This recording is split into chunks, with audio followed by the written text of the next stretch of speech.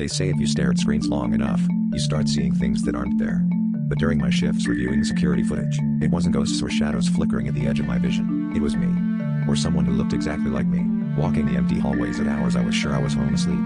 I chalked it up to fatigue, maybe a glitch, but the figure would always pause and look straight into the camera, right before vanishing around a corner. That's what kept me coming back, frame by frame, night after night, even as my eyes stung and my head throbbed. Eventually, curiosity overruled fear. I printed out time codes and brought them to my manager, hoping for a rational explanation. But when I tried to show her the footage, the files had been erased, no trace of my double anywhere. That's when HR called me in. They told me, with unsettling certainty, that I had always worked the night shift, that I'd signed the contract months ago, and that I must be confused. They even produced attendance logs, all signed with my handwriting, all marked with times I couldn't remember. The more I argued, the more their faces hardened, until finally they asked if I was feeling well enough to continue working. I left the office feeling shaky, my memories blurring at the edges.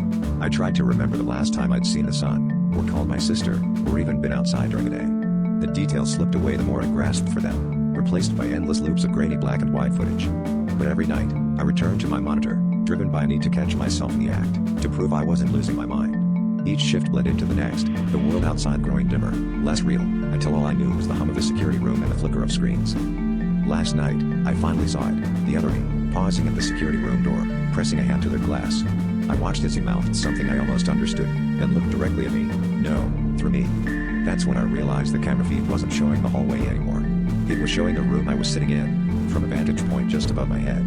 Now, every screen in the building shows the same angle, me, watching myself, as the world outside goes dark and all my days slip away.